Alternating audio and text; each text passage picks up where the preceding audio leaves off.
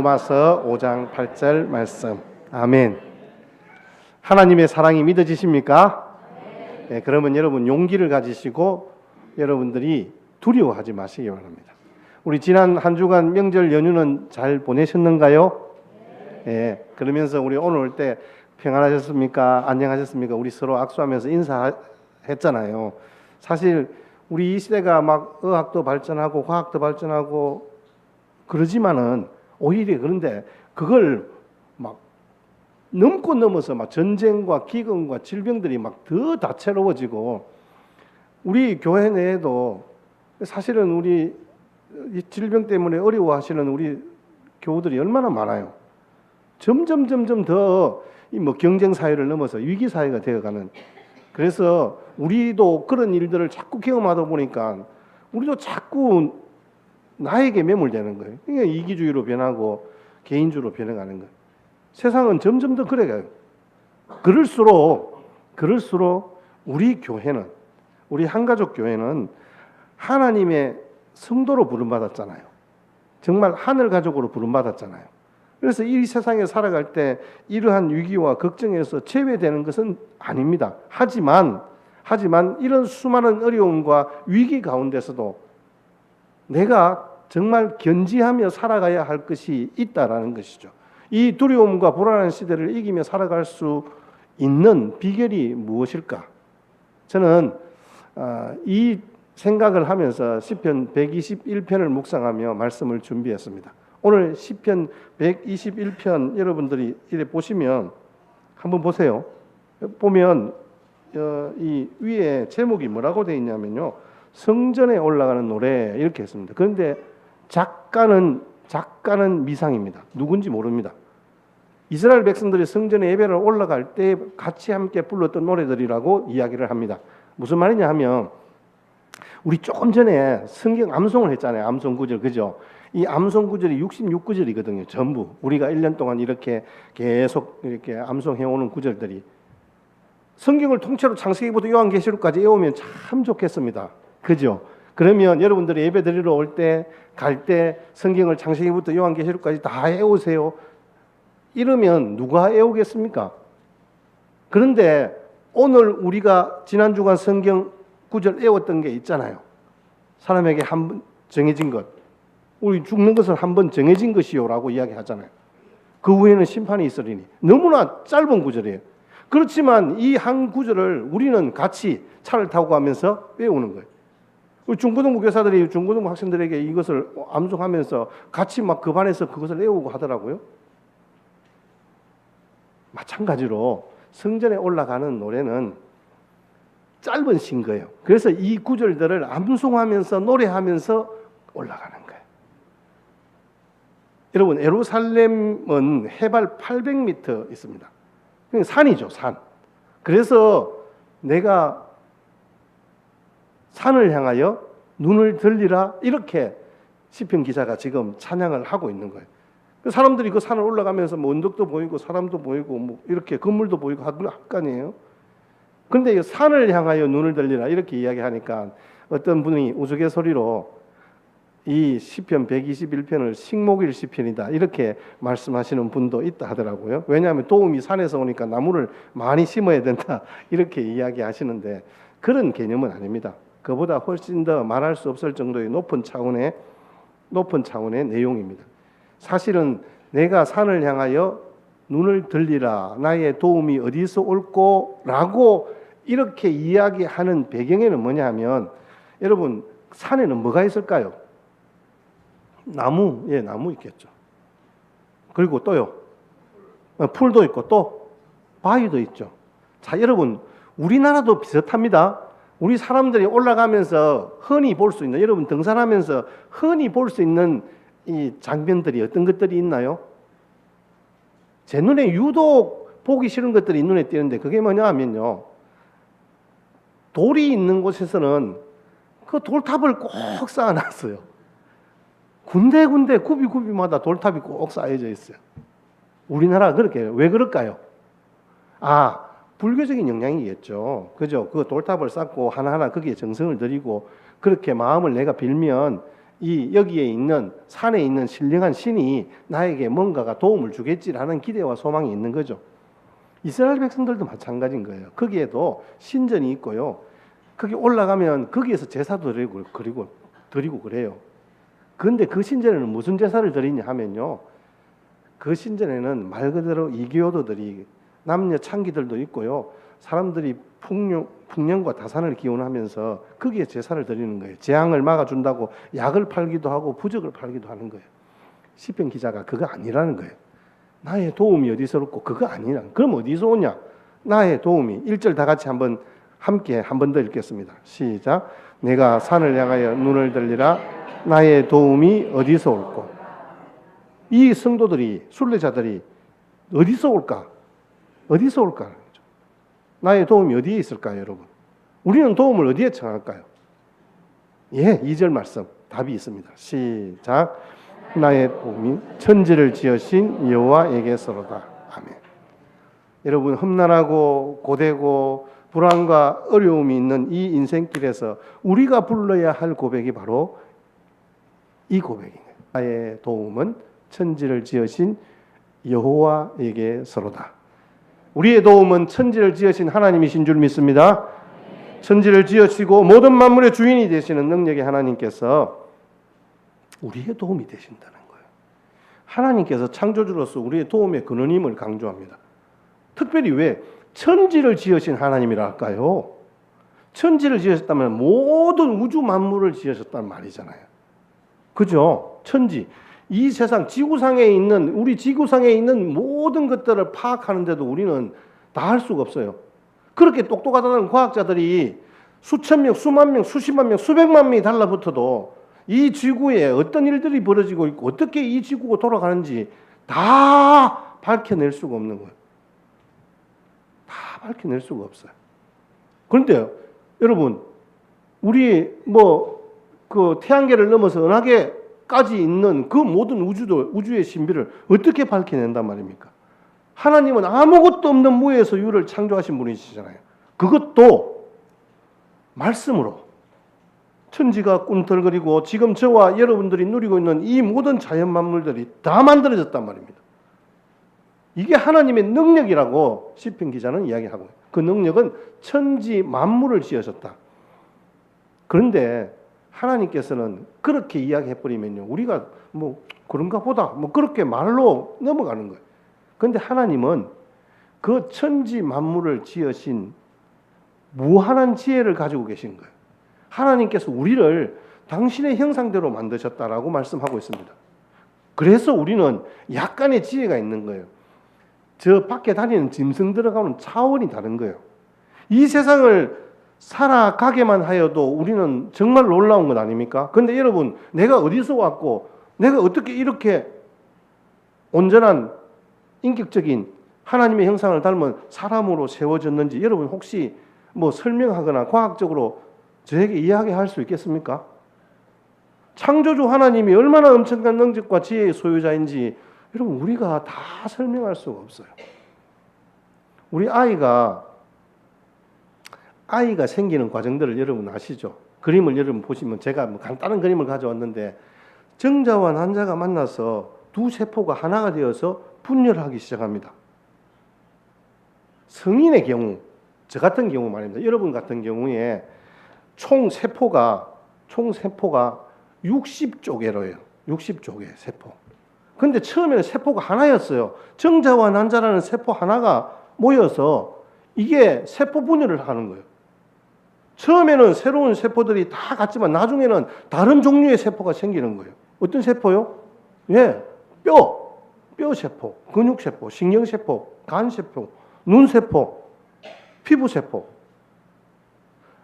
수많은 세포들이 분화하기 시작한 거예요. 그 분화의 신비가 어느 정도는 밝혀졌으니까 우리가 사람이 이렇게 되겠지라고 사람들은 이야기합니다만 그것을 과학적으로 다 설명해낼 수가 없는 거예요. 어떤 형태와 크기와 기능이 다른 여러 가지 종류의 세포 집단들이 우리 처음에는 아무 형상이 없었잖아요. 그냥 세포만 있었는데 그게 어머니 뱃속에서 자라가는 거예요. 근데 여러분 신비한 건 뭔지 아세요? 그 아이 세포와 그 어머니가 원래는 완전히 유전적 구성이 다르대요, 여러분.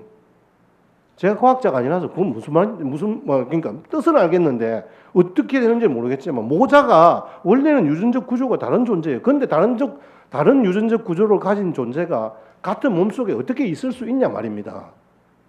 상식적으로는 이해가 안 되잖아요. 우리가 말입니다.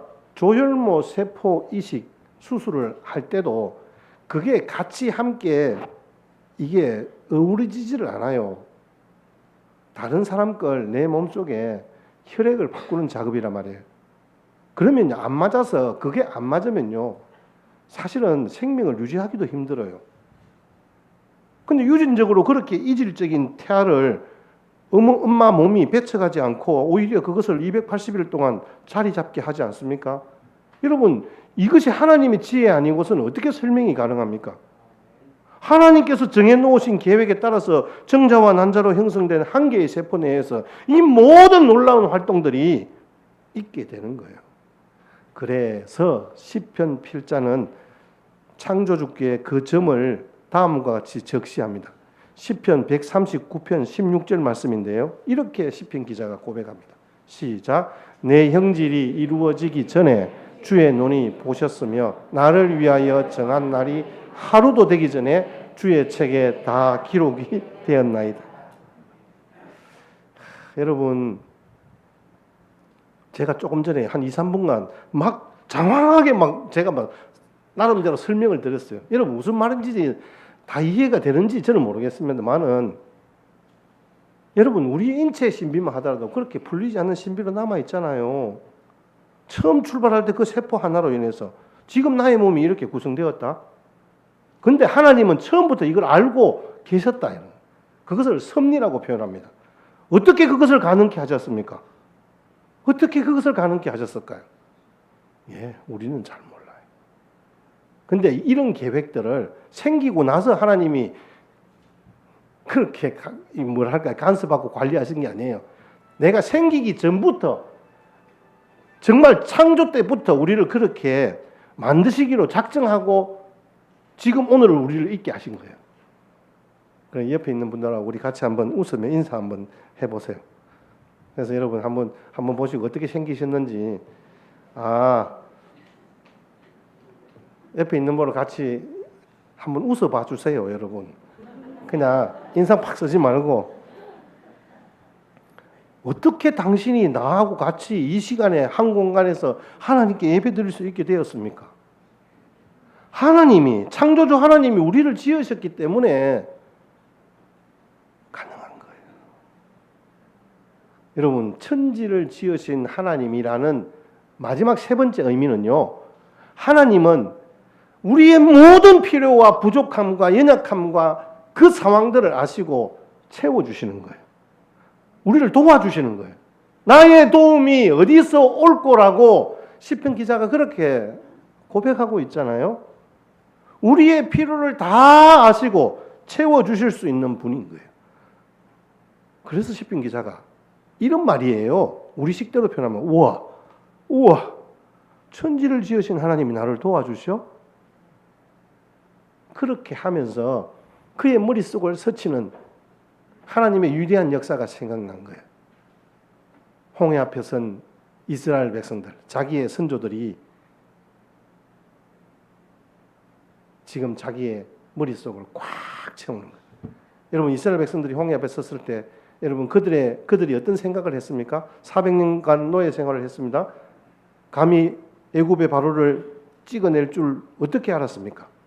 애굽을 벗어난다고 확신을 가지고 두 번 다시 안 볼 그 애굽의 고관 대작들의 집에 쳐들어가서 온갖 기금속들까지 다 챙겨서 기쁨으로 모세를 따라 나섰는데 정작 그 밤에 넘실거리는 홍해 파도 앞에서 꼼짝도 못해서 두려워 떨던 그 이스라엘 백성들의 모습들이 여러분 연상되지 않습니까? 한계가 왔습니다. 맞습니다. 우리 인간적인 한계입니다. 시공간을 초월할 수 없는 인간들에게 바다라고 하는 그 난간은 결코 벗어날 수 없는 그런 정말 난관일 수밖에 없습니다. 자, 여기에 진을 치고 다음 날 대책을 세우려나? 어떻게 하지? 라고 그들이 생각하고 있었을 때 자기들은 전혀 기대할 수 없고 상상할 수 없었던, 그래서 자기들은 예서 토해내는 것이 뭐냐 하면 모세에게 불만을 토로해내는 거예요. 차라리 애굽에 그대로 있었으면 좋았을 것을. 그들이 하나님께 부르짖습니다. 출애굽기 14장 10절 말씀입니다. 거기에 보면 그들이 눈을 들어본 적 애굽 사람들이 자기 뒤에 이른지라 이스라엘 자손이 심히 두려워하며 여호와께 부르짖고. 홍해를 못 건너가는 건 좋아요. 그런데 지금 절체절명의 위기의 상황이 뭐냐 하면 멀리서 지금 말바굴 소리가 막 도닥도닥 들리는 거예요. 애굽의 병거는 전쟁을 하면 모든 나라 민족들이 두려워하는 그런 전쟁 무기였어요. 그런데 지금 자기들 곁에 가까이 섰는 거예요. 자기들이 지금 곧 죽음을 면하지 못할 것이다라는 절박한 상황에 부딪히게 된 것이죠. 백성들이 여기까지 딱 멈추었으면 얼마나 좋겠습니까? 그런데 그들에게 있는 그 두려움은요, 그들이 오히려 하나님 앞에 불평하고 불만하는 그 시발점이 되고 말았습니다. 차라리 원망의 그 소리들이 정말 내뱉지 않았으면 참 좋았을 텐데 어떻게 하냐면 이대로 죽는구나 싶으니까 인도자를 찾는 거예요. 11절에 같이 한번 보세요. 애굽에 매장지가 없어서 당신이 우리를 이끌어내어서 이 광야에서 죽게 하느냐? 어찌하여 당신이 우리를 애굽에서 이끌어내어 우리에게 이같이 하느냐? 우리가 빠져 죽을까? 아니면 무기도 없는데 저 애굽의 병거 군대와 함께 전쟁을 할까? 하나만 하죠. 하나만 하죠. 이스라엘 상황을 보면 부정적인 평가를 할 수밖에 없는 거예요. 아, 저 애굽 군대로 인하여서 우리가 죽게 되었구나. 살려고 나왔는데 죽게 된 상황 속에서 인도자 모세를 향하여서 원망의 목소리가 당연히 나올 수밖에 없는 것 같습니다. 그런데 여러분, 이에 반해서 고개를 들어 달려오는 애굽 군대를 쳐다본 다른 한 사람이 있었습니다. 그 사람의 눈은 이스라엘 백성들의 보는 눈과는 달랐습니다. 제일 앞서 진행하는 헤드리더십 모세의 눈이었습니다. 이 모세는 그 애굽 군대를 보면서 애굽 군대보다 더 위에 계시고 더 크게 계시는 천지를 지으신 하나님 한 분밖에 없음을 믿음으로 고백하며 그 백성들에게 당당하게 이렇게 이야기합니다. 우리 입술로 같이 함께 선포하며 나아가십시다. 13절입니다. 시작. 모세가 백성에게 이르되 너희는 두려워하지 말고 가만히 있어서 여호와께서 오늘 너희를 위하여 행하시는 구원을 보라. 너희가 오늘 본 애굽 사람을 영원히 다시 보지. 아멘. 모세는 백성들에게 두려워하지 말라 하십니다. 그리고 백성들에게 전쟁 준비하자는 게 아니라 텐트 치자는 게 아니라 백성들이 가만히 서 있기만 하라는 거죠. 하나님께서 행하시는 그 구원의 현장을 구경하라고 하십니다. 조금 뒤에 우리 눈앞에 펼쳐지게 될 저 어마무시한 애굽 군대가 앞으로 영원히 너희들이 구경도 하지 못하게 될 것이다. 왜? 저들이 이 홍해 바다에 모두가 수장될 것이라는 거죠. 여러분, 흰 수염을 흩날리면서 그 80노구의 할아버지답지 않게 당당히 그 엄청난 그 300만의 이스라엘 백성들이 다 들을 수 있는 그 애굽 병거 군대의 말발굽 소리에 굴하지 아니하고 하나님의 살아계심을 선포하는 이 모세의 모습 앞에서 저와 여러분들이 하나님이 천지를 지으신 하나님이 우리를 어떻게 도우시는가를 우리가 확인할 수 있지 않습니까? 하나님 어떻게 하신다고요? 14절 한번 보세요. 14절 시작. 여호와께서 너희를 위하여 싸우시리니 너희는 가만히 있을지. 하나님이 싸우신대요. 그들에게 무기를 준비하라고 말하지 않습니다. 그들에게 방백을 쌓으라고 말하지 않습니다. 하나님이 어떻게 싸우시는지 보라는 것이죠. 하나님이 이스라엘 백성들을 어떻게 구원해내셨습니까? 구름 기둥으로 그들을 막았었습니다. 그리고 모세에게 말씀하여서 지팡이를 홍해 바다를 향하여 내밀라 하셨습니다. 동풍이 붑니다. 파도가 일어 출렁이는 그 홍해 바다가 그대로 막았습니다. 구름 기둥으로는 하나님께서 애굽 군대를 막고 있고 이스라엘 백성 300만이 그 갈라진 홍해 바다를 건너가게 되는 거죠. 손을 바다 위로 내밀게 하니 그 갈라졌던 바닷물이 이스라엘 백성들이 다 건너가고 난 후에 그대로 합쳐지게 됩니다. 애굽의 모든 병거 군대들은 거기에 몰살 당하게 되어졌습니다. 바다 저 깊은 물속에 빠져들게 된 것이죠. 여러분, 이렇게 하신 이가 누구시라고요? 오늘 이 시편 기자가 이야기하는 천지를 지으신 여호와 하나님이라고 고백하고 있는 거예요. 오늘 믿음의 성도가 눈을 들어 도움의 손길을 찾을 때 그 도움자가 되시는 장본인, 천지를 지으신 하나님이셨다고 고백하고 있는 것입니다. 저와 여러분들이 홍해 앞에 선 이스라엘 백성들처럼 도저히 우리가 문제를 해결할 수 없는 어려운 상황일 수도 있습니다. 사람의 힘으로 건널 수 없었던 그 홍해도 쉽게 길을 내어 건너게 하셨던 분이 창조주 하나님이십니다. 천지를 지으신 하나님이십니다. 오늘 우리를 도우시고 우리의 인생을 인도하시는, 인생길을 인도하시는 분도 천지를 지으신 창조주 하나님이신 줄 믿습니다. 자, 그런데 하나님을 향하여 눈을 든다, 도움을 청합니다. 그런데 하나님이 어떻게 도우시는가? 하나님이 우리를 도우시고 지키시는데 졸지도 주무시지도 않는다, 이렇게 이야기하시잖아요. 지키신다는 것은 우리를 해하고 넘어뜨리려고 하는 그 원수의 그 공격과 위험은 그 모든 도사리고 있는 그 상황들을 우리에게 말씀해 주고 있는 거잖아요. 여러분, 어제 막 아래 비 오는데 어떻게 해요, 여러분? 우리나라는 이건 아무것도 아니에요, 여러분. 일본에서 태풍, 홍수, 동남아에 있었던 뭐 유럽을 휩쓴 그 모든 상황들을 여러분들 뉴스를 통해 보지 않습니까? 이상기온과 재해, 지진, 해일 참사, 뭐 이런 것들이 정말 전 세계를 공포에 떨게 하는 거예요, 지금. 어떤 분들은 그래요. 우리 아이들이 어른들을 이해 못하고 옛날에 밥을 굶었다니까 그때는 뭐 그러면 라면 끓여 먹지라는 거 하는 것과 같이 우리가 그 뉴스를 보면서 아니 저는 저기는 일기예보도 없나 이렇게 여러분 그렇게 이야기하시면 안 돼요. 일기예보 그런데 무슨 소용이 있습니까, 여러분? 어제같이 여기만 하더라도 우리 마산만 하더라도 부산만 하더라도 억수같이 쏟아지는 비 속에서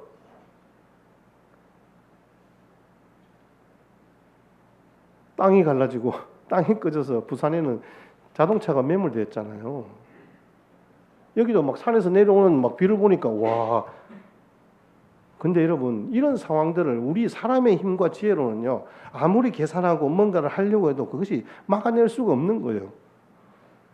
시편 오늘 121편에 전부 지키신다는 그 말의 단어가 6번이 나옵니다. 6번. 너를 지키시는 자가 너를 지켜주신다, 이렇게 강조하고 있는 거예요. 중요한 것은 어떻게 지키느냐는 거예요. 어떻게 지키느냐.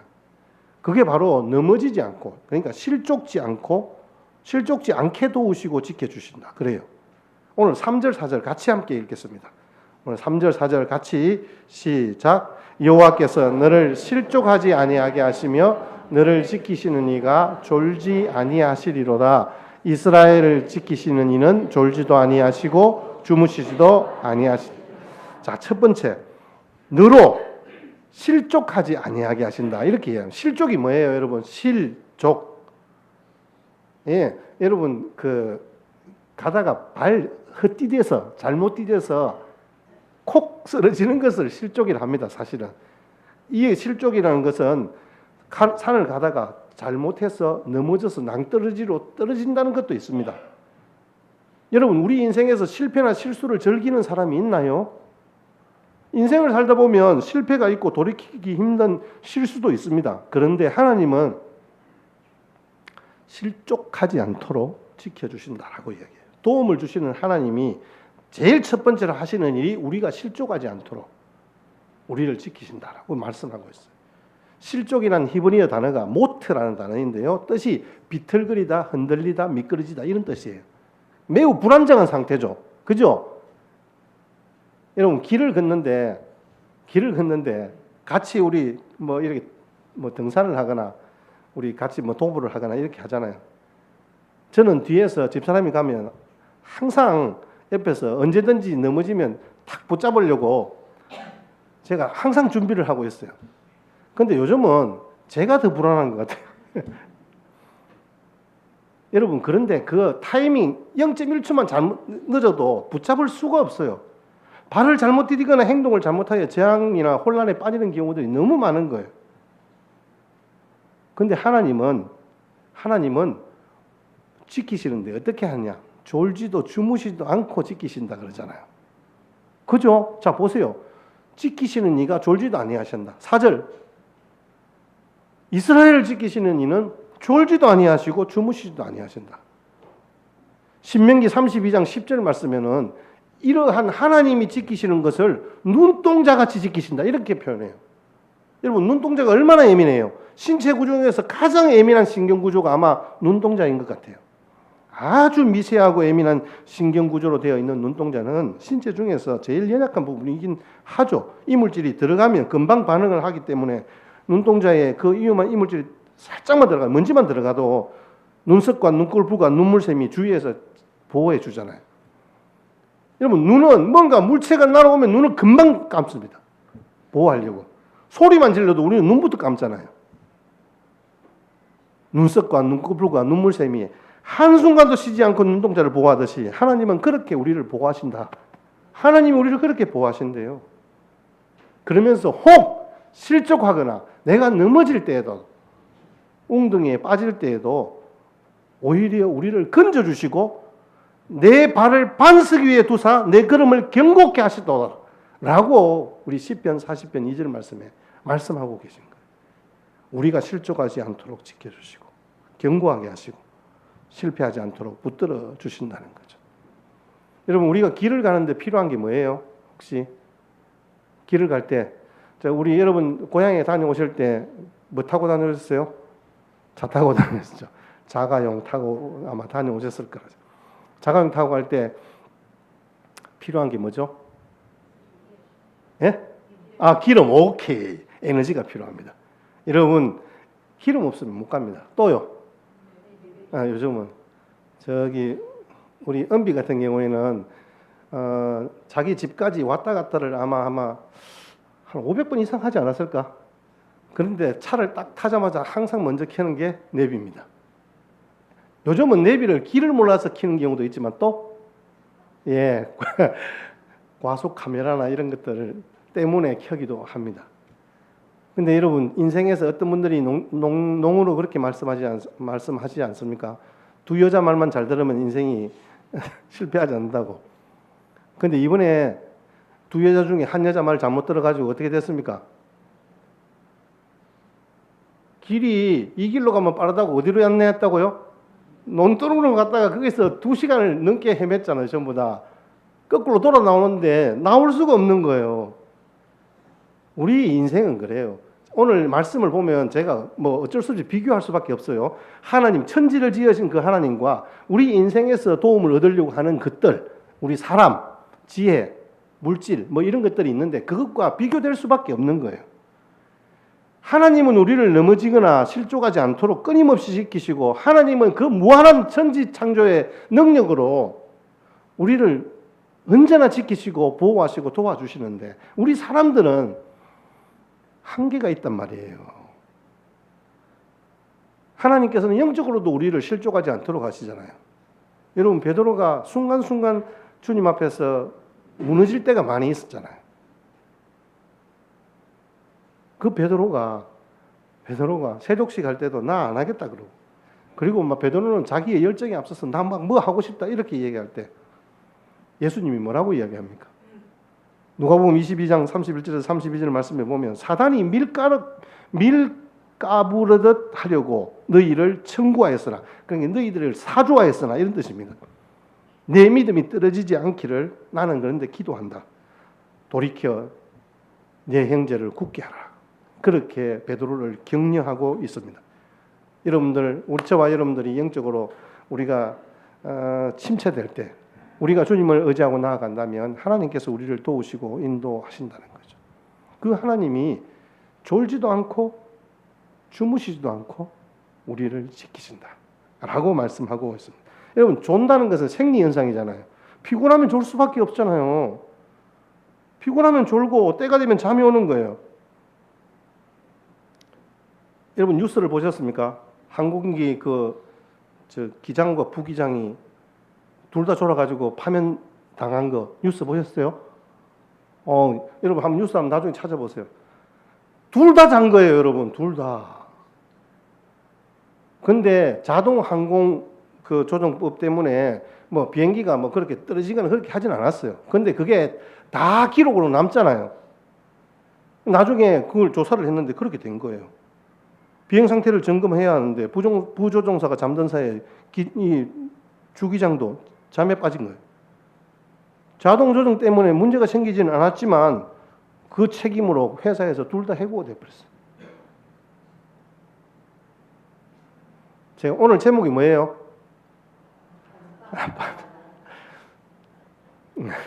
아마 이 제목을 보고 우리 집 식구들은 대번에 생각했을 거예요. 제가 새벽에 나오면 저녁에 보통 한 9시 이렇게 넘어서 집에 들어가거든요. 들어가면 이제 제 좋아하는 스포츠 채널이나 뉴스를 이렇게 보고 있는데 저도 모르게 코를 골고 있대요. 근데 제가 깨가지고 안 잔 척하면서 막 채널을 돌리는데 내가 안 잤다고 우긴 거예요. 처음에는 안 잤다고 제가 우겼어요. 아니 내가 안 잤다 이러면서 아빠 안 잔다 이렇게 하는데 나중에는 은비가 그 동영상을 찍어가지고 보여주는데 뭐 내가 뭐 어떻게 변명을 합니까? 여러분 우리는요 아무리 안 잔다고 우겨봤자 다 자게 돼 있어요. 하나님이 존다고 한번 생각해 보세요, 여러분. 사람은 연약해서 다른 사람은 뭐 고사하고 자기 자신조차도 그렇게 제대로 지킬 수 없잖아요. 자기는 자놓고도 잔 줄도 모르고 안 잔다고 우기는 사람인데 하나님은요 우리가 정말 우리의 생명이 잉태될 때부터 노년까지 이사야 46장 4절 말씀 같이 한번 볼까요? 너희가 시작 너희가 노년에 이르기까지 내가 그리하겠고 백발이 되기까지 내가 너희를 품을 것이라 내가 지었은즉 내가 업을 것이요 내가 품고 구하여 아멘. 여러분 정말 아멘이십니까? 하나님은요 성실하신 하나님은 천지의 창조주이신 하나님은 우리 인생들을 태어날 때부터 업었고 노년까지 품겠다 약속하여 주신 거예요. 여러분 걸어갈 수 없어 지쳐 쓰러질 때 우리를 업고 가신답니다. 잘 아시잖아요. 내 혼자인 줄 알았는데 발자국이 2개밖에 없어요. 왜요? 하나님 분명히 같이 갔다 했는데 하나님이 우리를 업고 가신 거예요. 인생길 피곤하고 지쳐 쓰러져 있으면 하나님이 우리를 업고 가십니다. 우리 어머니가 자녀를 몸으로 10달을 그렇게 품고 아이만 낳으면 그만입니까? 가슴으로 평생을 품습니다.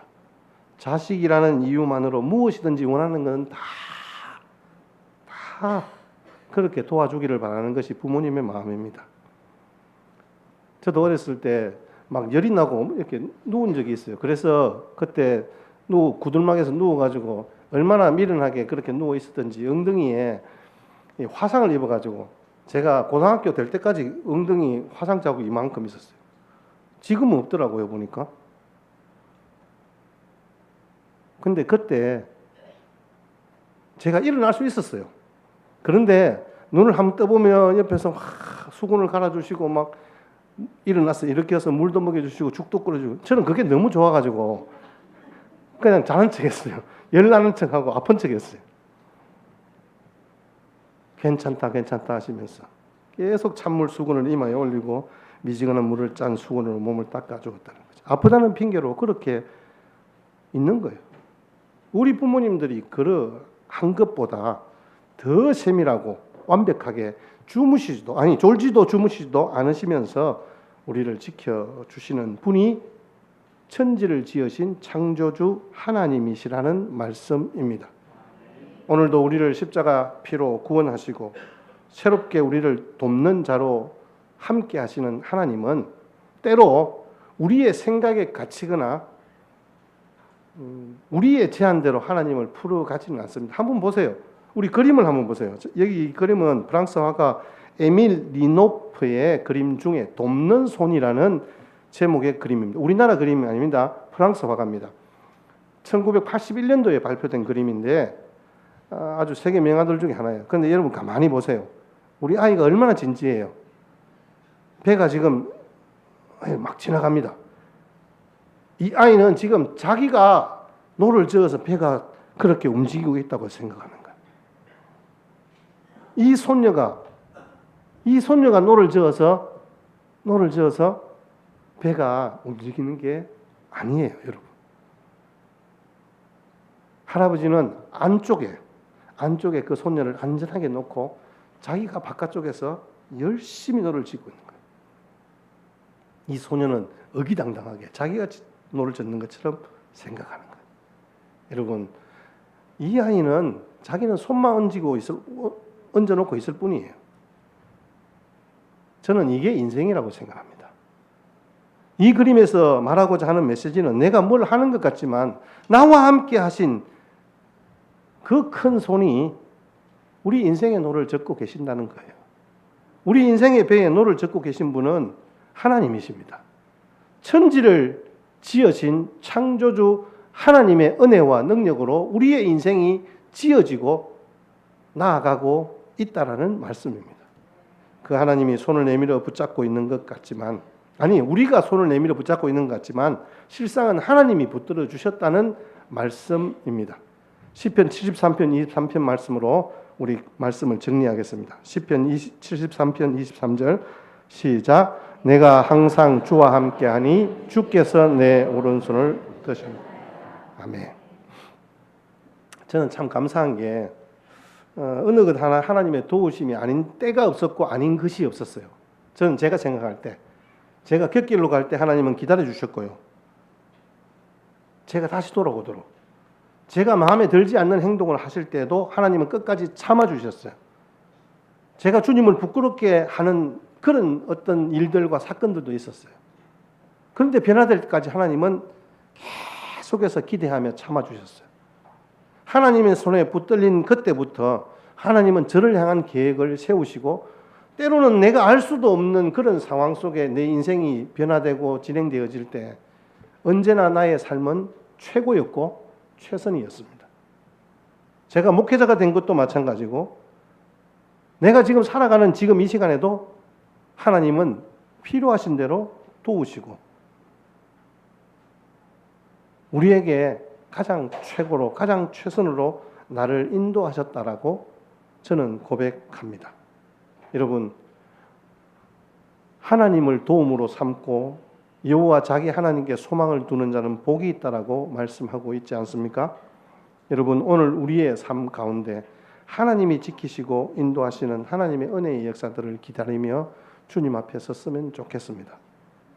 여러분, 윤영준 목사님의 예화집에 코끼리 남편이라는 책이 있는데요. 낮추고 기다리는 지혜라는 부분에 보면, 제가 지난번 설교를 하면서 여러분들에게 한번 말씀드린 사막의 풍뎅이, 혼자 사는 풍뎅이 모습을 여러분들에게 보여드렸어요. 사막을 연구하는 특수 전문팀이 거기에 아무것도 없는데, 물도 없고 아무것도 없는데 어떻게 이것들이 존재할 수 있을까라고 했었을 때, 여러분, 풍뎅이는, 다른 짐승들은 꼬리도 있고 뭐가 있고 해서 자기가 핥아 먹어요. 이 풍뎅이는 어떻게 해요? 어떻게 할 수가 없어요. 자기 입으로 가져갈 수가 없어요. 그래서 이 사막의 풍뎅이는 자기 등에 맺혀 있던 이슬이 머리 쪽으로 주르륵 흘러 내려올 수 있도록 자기 머리를 숙이는 거예요. 풍뎅이의 살 길은 고개를 땅으로 숙이는 거예요. 하나님께 고개를 숙일 때 졸지도 주무시지도 않는 우리 하나님은 우리에게 최선의 것으로 우리와 동행하시고 먹여주시고 인도하여 주신다는 것입니다. 여러분, 우리 인생의 스토리가 아직 끝나지 않았습니다. 하나님은 계속 지금 쓰고 계십니다. 여러분, 아직 진행 중입니다. 실망하지 마십시오. 포기하지 마십시오. 하나님과 동행하는 그 삶의 엔딩은 늘 해피엔딩입니다. 가장 중요한 것, 우리 삶에 늘 하나님께서 함께 하신다는 것을 잊지 않을 때 우리의 삶은 해피엔딩이다. 여러분, 제가 오늘 여러분들과 함께 나누고 싶은 마음은 바로 그것입니다. 천지를 지으신 하나님께서 늘 우리를 지켜주고 계신다는 것을 잊지 않고 주님과 동행하는 승리의 삶 되시기를 주의 이름으로 축복합니다. 382장 찬송 드리며 봉헌하시겠습니다.